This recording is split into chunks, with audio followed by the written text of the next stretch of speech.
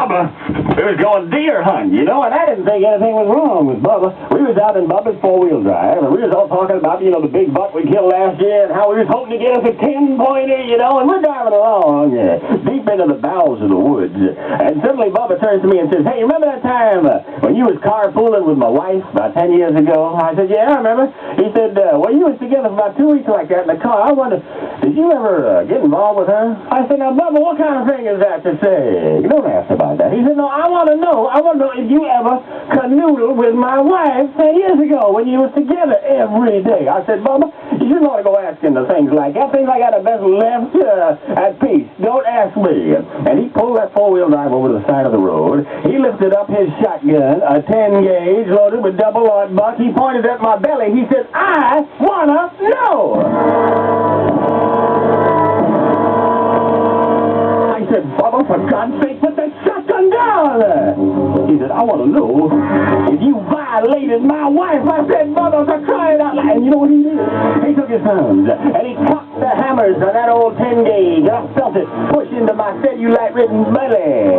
He said, you tell me whether or not you canoodled with her, or I'm going to blow your guts out all over this four-wheel drive. I said, Bubba, my God, please. And stalling for time, my hand reached around to the door release. I pulled it and threw my weight against it, and Bubba, that damn shotgun went off, nearly took my belly off, but it just grazed me. And the second my feet hit the ground, I was running. I said, Bubba, for crying out loud, Bubba! One of the fellas caught me in the leg, and it just lifted me off the ground and spun me around. But I got back up. Oh, now I was limping. And I could hear Bubba jack them shit on out of that 10-gauge and drop another couple in. Say, I'm gonna kill you, boy! I said, Bubba! For crying out loud, Bubba! He said, I've got to know whether you canoodle with my beautiful wife. I said, Bubba! And I started running through the mud.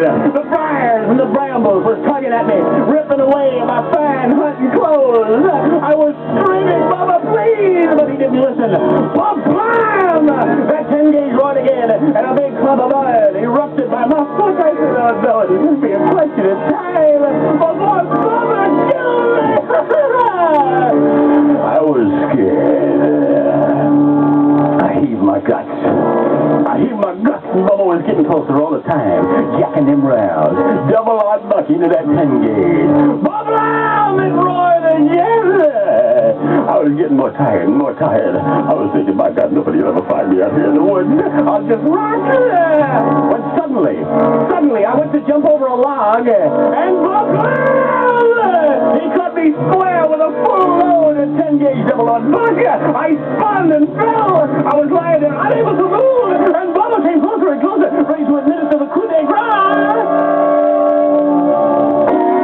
When suddenly, a volley of shots erupted. They sounded like World War III. And I looked at Bubba, and he was spinning, blood coming out of him everywhere.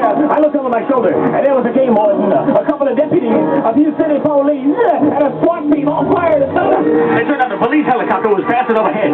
They saw Bubba fired at me. They knew that something evil was going on, and they got there just in time. Well, they loaded me and Bubba into the same ambulance. We were both lying there, making little blood bubbles from our mouths.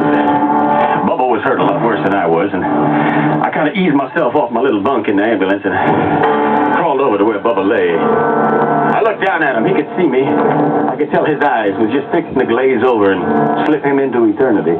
So I said, Bubba, can you hear me, Bubba? He shook his head. And just before he died, just before he slipped away, I said, Bubba,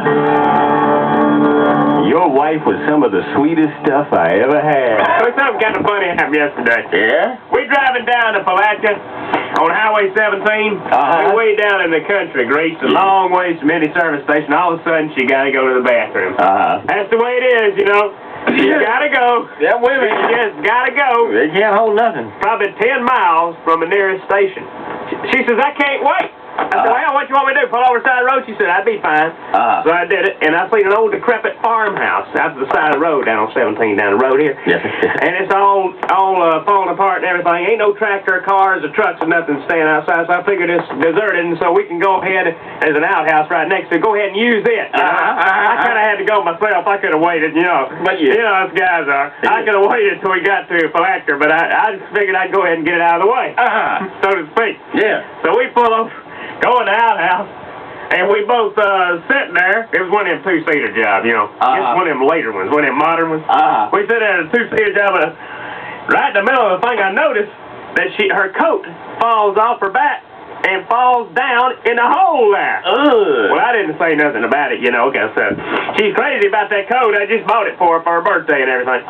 Well, we get finished and everything, and she goes out and gets her a big, long switch-type stick. Comes back in and starts trying to fish that coat out. I said, baby, I said, honey, I know you love that coat and everything. I said, but you ain't going to wear that coat after it's been down in that outhouse like that. She said, oh, hell no, Hoil, I ain't going to wear it. My lunch is in the pocket.